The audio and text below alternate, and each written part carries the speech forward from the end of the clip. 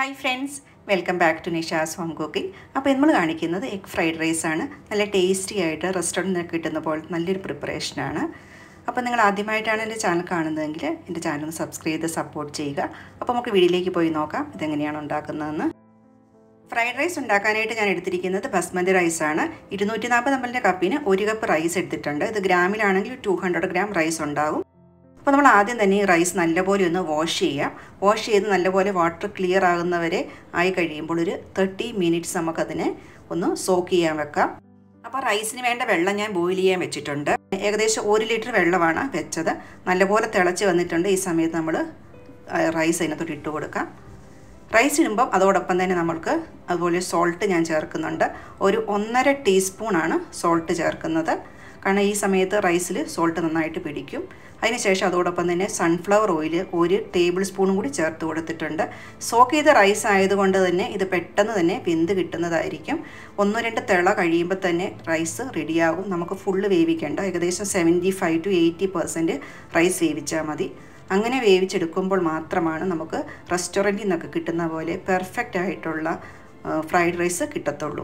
അപ്പോൾ ഞാൻ ആദ്യം ഒരു പാത്രത്തിലോട്ട് എടുത്ത് വെള്ളം വാലാൻ വെച്ചിരുന്നു. അവിടെ നമ്മൾ ഒത്തിരി നേരം വെക്കരുത്, അത് വെന്ത് പോകാൻ സാധ്യതയുണ്ട്. ഞാനിപ്പോൾ അതിനുശേഷം ഒരു വലിയ പ്ലേറ്റിലോട്ട് അതിനെ സ്പ്രെഡ് ചെയ്ത് വെച്ചിട്ടുണ്ട്. പറ്റുമെങ്കിൽ കുറച്ച് നേരം ഫ്രിഡ്ജ് വെച്ച് നല്ലപോലെ തണുപ്പിച്ചെടുക്കുക. തലേദിവസത്തെ റൈസ് ഉപയോഗിക്കുകയാണെങ്കിൽ നല്ലതായിരിക്കും. അതിനുശേഷം ഞാനിതിന് വേണ്ട ഫ്രൈഡ് റൈസിന് ആവശ്യമായ വെജിറ്റബിൾസ് എല്ലാം റെഡിയാക്കി വെച്ചിരിക്കുകയാണ്. നമ്മൾ പ്രിപ്പറേഷൻ സ്റ്റാർട്ട് ചെയ്താൽ നമുക്ക് പെട്ടെന്ന് തന്നെ ഇത് റെഡിയാകും. ഞാനിപ്പോൾ 3 മുട്ടയാണ് ഇതിന് വേണ്ടി എടുത്തത്. അപ്പോൾ ആദ്യം ഒരു ചീനിച്ചട്ടി വെച്ചിട്ട് കുറച്ച് എണ്ണ ഒഴിച്ച് കൊടുത്തിട്ടുണ്ട്. അതിനകത്തോട്ട് ആദ്യം മുട്ട ഇടുകയാണ്. മുട്ടയുടെ ബുർജിയാണ് ആദ്യം ഉണ്ടാക്കുന്നത്. സ്ക്രാമ്പിൾഡായിട്ട് എടുത്ത് വെക്കുക.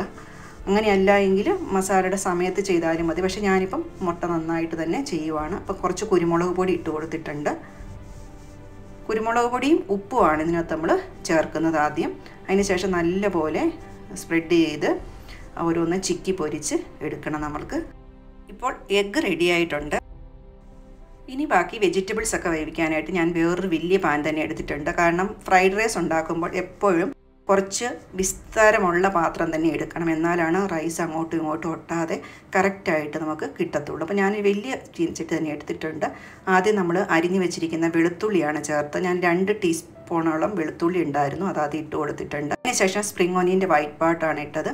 പിന്നെ ശേഷം വെജിറ്റബിൾസ് കട്ട് ചെയ്തത്. ഞാനിവിടെ കട്ട് ചെയ്തെടുത്തുന്ന ക്യാരറ്റ്, ക്യാപ്സിക്കം, ക്യാബേജ് ഇതൊക്കെയായിരുന്നു. നിങ്ങളുടെ കയ്യിൽ ബീൻസ് ഉണ്ടെങ്കിൽ അതൊക്കെ ഇടാം. നെക്സ്റ്റ് ചേർത്ത് കൊടുത്തത് റെഡ് ചില്ലി സോസാണ്. അപ്പോൾ നമ്മൾ വെജിറ്റബിൾസും സോസും കൂടി നല്ലപോലെ മിക്സ് ചെയ്തു. 1 നുള്ള് പഞ്ചസാരയും കൂടി ചേർത്തിട്ടുണ്ട്. ഇനി നമ്മൾ മുട്ട തയ്യാറാക്കി വെച്ചിരിക്കുന്നതാണ് ചേർത്ത് കൊടുത്തിരിക്കുന്നത്. അപ്പോൾ വെജിറ്റബിൾസും മുട്ടയും കൂടി നല്ലപോലെ മിക്സാക്കി വന്നിട്ടുണ്ട്. അതിനുശേഷം നമ്മൾ വേവിച്ച് വെച്ചിരിക്കുന്ന റൈസാണ് ചേർത്ത് കൊടുത്തിരിക്കുന്നത്. അപ്പോൾ കണ്ടോ, റൈസ് നല്ലപോലെ ഓരോന്ന് സെപ്പറേറ്റ് ആയിട്ടാണ് വന്നിരിക്കുന്നത്. അപ്പോൾ വേവ് കറക്റ്റാണെങ്കിൽ മാത്രമേ റൈസ് അങ്ങനെ വരത്തുള്ളൂ. അപ്പോൾ ശ്രദ്ധിക്കുക.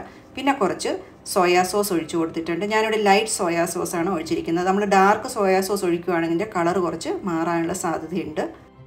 ഇപ്പോൾ നമ്മുടെ എല്ലാം റെഡി ആയിട്ടുണ്ട്. ഈ സമയത്ത് നമ്മൾ നമ്മുടെ സ്പ്രിംഗ് ഓനിയൻ്റെ ഗ്രീൻ പാർട്ട് കട്ട് ചെയ്ത് വെച്ചിരിക്കുന്നതാണ് ചേർത്ത് കൊടുക്കുന്നത്.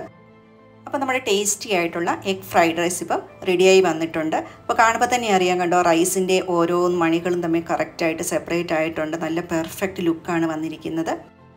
ഒരു കാര്യം ശ്രദ്ധിക്കണമെന്ന് പറഞ്ഞു കഴിഞ്ഞാൽ ഇതുണ്ടാക്കുമ്പോൾ നല്ല ഇതിൽ വേണം, തീയിൽ വേണം ഉണ്ടാക്കാനായിട്ട്. അതുപോലെ വെജിറ്റബിൾസ് എല്ലാം തന്നെ നേരത്തെ തന്നെ കട്ട് ചെയ്ത് റെഡിയാക്കി വെക്കണം. കാരണം പ്രിപ്പറേഷൻ ഒട്ടും സമയം എടുക്കത്തില്ല വൺസ് നമ്മൾ സ്റ്റാർട്ട് ചെയ്ത് കഴിഞ്ഞാൽ. അപ്പോൾ നിങ്ങൾ ഉണ്ടാക്കി നോക്കിയിട്ട് അഭിപ്രായങ്ങളൊക്കെ പറയുക.